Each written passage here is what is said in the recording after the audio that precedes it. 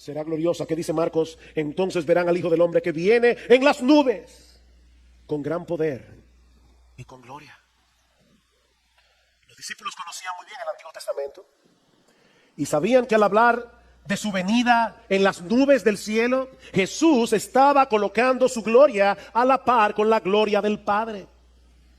Dice en Éxodo capítulo 19:9 que el Señor le dijo a Moisés en el monte Sinaí: he aquí, vendré a ti en una densa nube. En el Salmo 97 versículo 2 dice que las nubes lo rodean. Estas nubes, mis hermanos, no son naturales. Estas nubes son un despliegue de la gloria de Dios. Hay una presencia especial del Espíritu de Dios en medio de la iglesia. Estamos alabando al Señor y uno casi puede palpar que Cristo realmente está presente en medio de su pueblo. Él le ha prometido estar presente en medio de su pueblo y uno puede alabar al Señor, pero uno lo está contemplando con los ojos de la fe. ¿Ustedes se imaginan, mis hermanos, lo que será aquel día? Cuando nuestro Señor Jesucristo regrese y nosotros podamos verle cara a cara, cuando nosotros podamos ver su gloria, una gloria que ahora está oculta de nuestros ojos, una gloria que ahora solo podemos contemplar con los ojos de la fe. Pero algún día, mis hermanos, los cielos se abrirán con gran estruendo y nuestro Señor Jesucristo regresará del cielo con poder y gran gloria en las nubes del cielo. Y nosotros le veremos. Y nosotros le veremos. ¿Cómo no debería eso llenar nuestras mentes y corazones? Y en ese momento, su iglesia será reunida a su Señor para regresar junto a Él y quedar junto a Él por los siglos de los siglos. Y eso nos lleva a nuestro último y más controversial encabezado: la reunión del pueblo de Dios en su segunda venida. Versículo 27.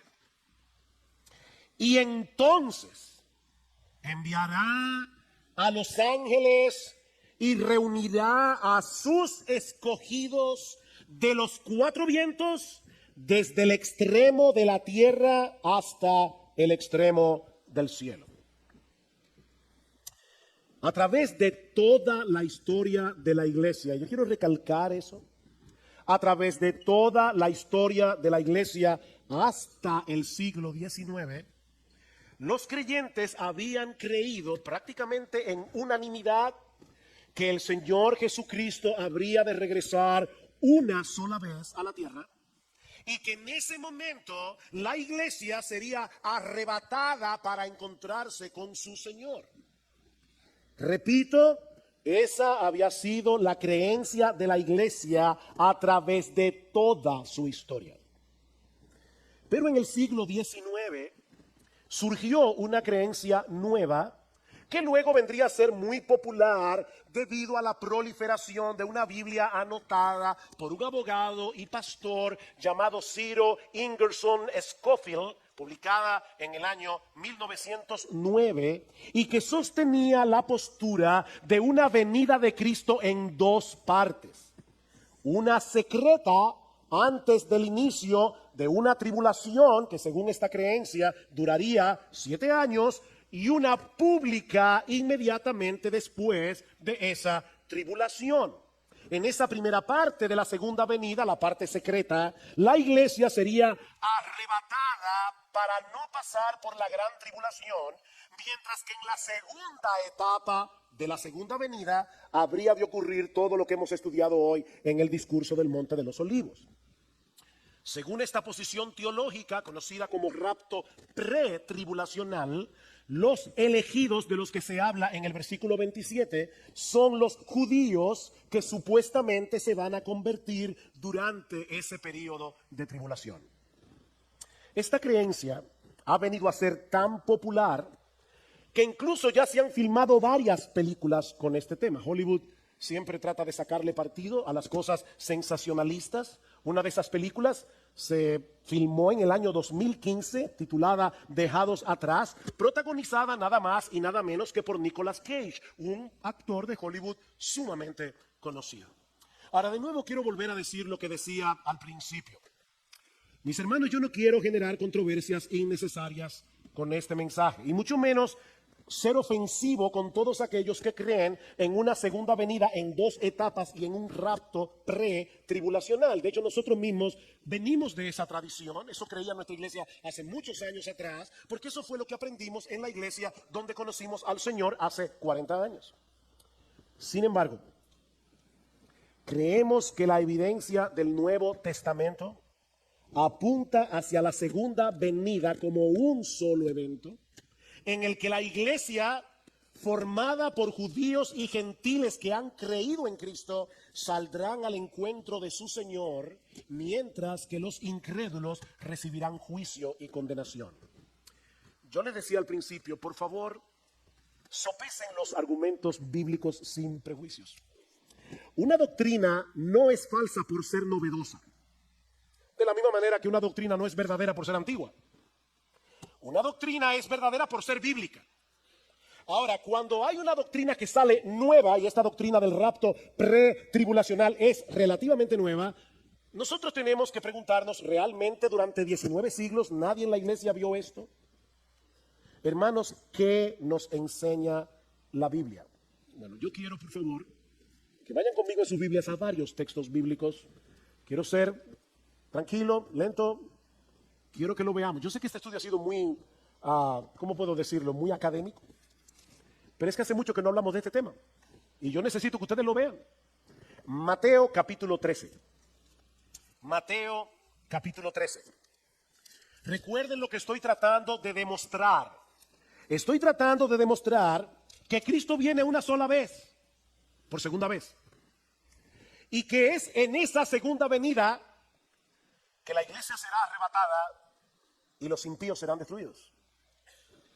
En Mateo, capítulo 13, el Señor está explicando a los discípulos la parábola de la cizaña y el trigo. Escuchen la interpretación de Jesús, versículo 37. Respondiendo él les dijo, porque los discípulos le dijeron, Señor, explícanos la parábola de la cizaña del campo. Respondiendo él dijo, el que siembra la buena semilla es el Hijo del Hombre.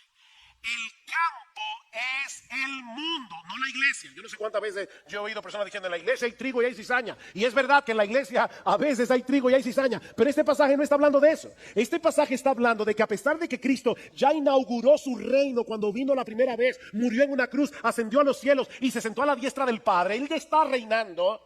Ese reino ya fue inaugurado, pero no ha sido aún consumado. Y es por eso que todavía en su reino hay cizaña.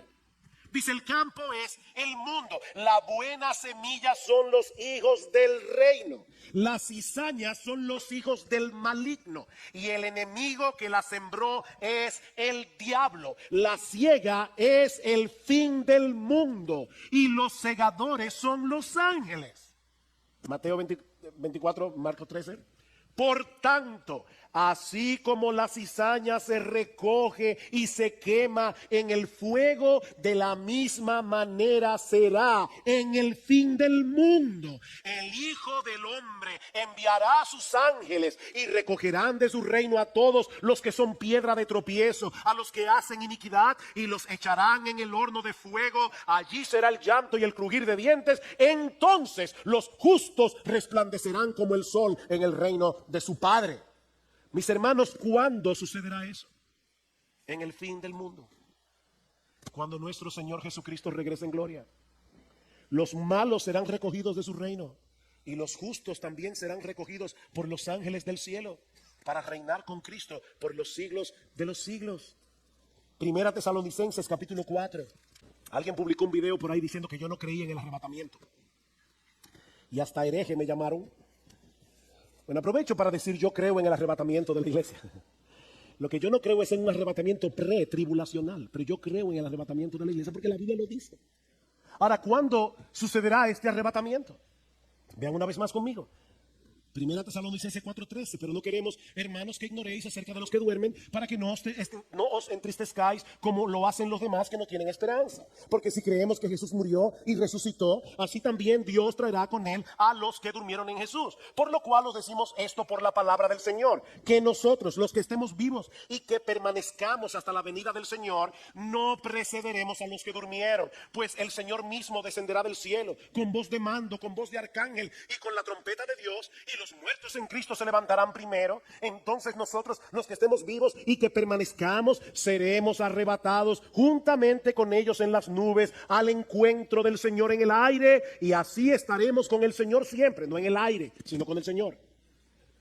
Por tanto, confortaos unos a otros con estas palabras.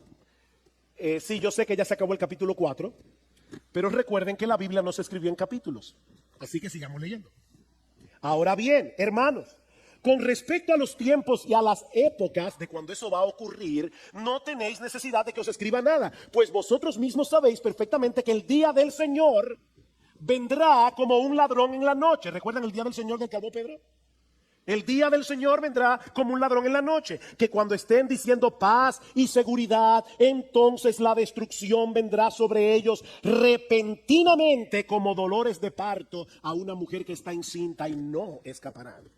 Mis hermanos, cuando yo leo este texto, en su contexto, yo no veo una venida pretribulacional 7 años en secreto, y luego una venida pública 7 años más tarde en la que los malos serán destruidos. Pablo está hablando aquí de un día del Señor en el que Cristo viene, los muertos resucitan, los creyentes son arrebatados y los impíos son destruidos. Segunda Tesalónica, capítulo 1. Para mí es importante, hermano, que ustedes lo vean, así que yo me voy a tomar mi tiempo. Segunda Tesalonicenses, capítulo 1, versículo 6. Porque después de todo, es justo delante de Dios retribuir con aflicción a los que os afligen y daros alivio a vosotros que sois afligidos, y también a nosotros cuando el Señor Jesús sea revelado desde el cielo con sus poderosos ángeles en llama de fuego. ¿Ven ustedes, hermanos? Jesús viene y dice Pablo, Él le dará alivio a los creyentes y los impíos serán destruidos. Versículo 8.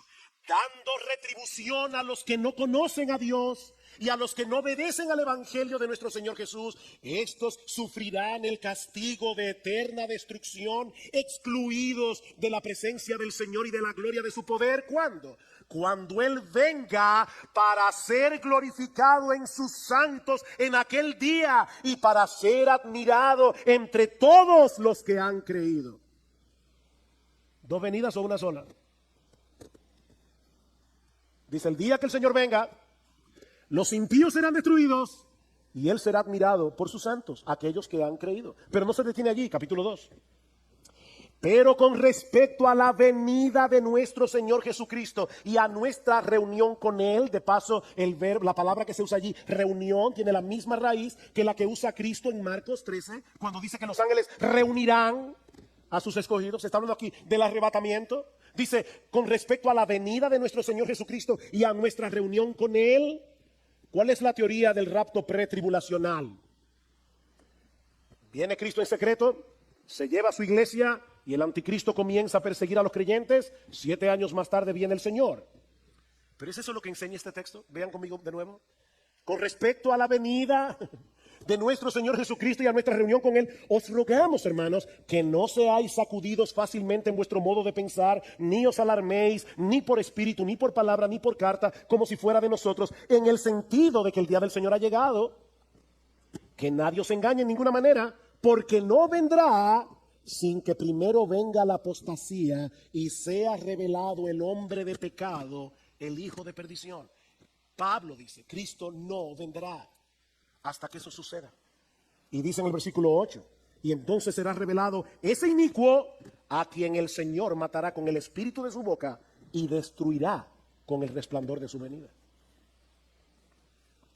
Vuelvo y repito, mis hermanos, no quiero ofender a los que han creído y creen en una venida de Cristo en 2 etapas y en un rapto pretribulacional, pero mis hermanos, lo que yo veo en la Biblia, en el Nuevo Testamento, es que Cristo viene una sola vez. Los suyos serán arrebatados y vienen con Cristo a una tierra nueva y a un cielo nuevo cuando ya los impíos hayan sido completamente destruidos.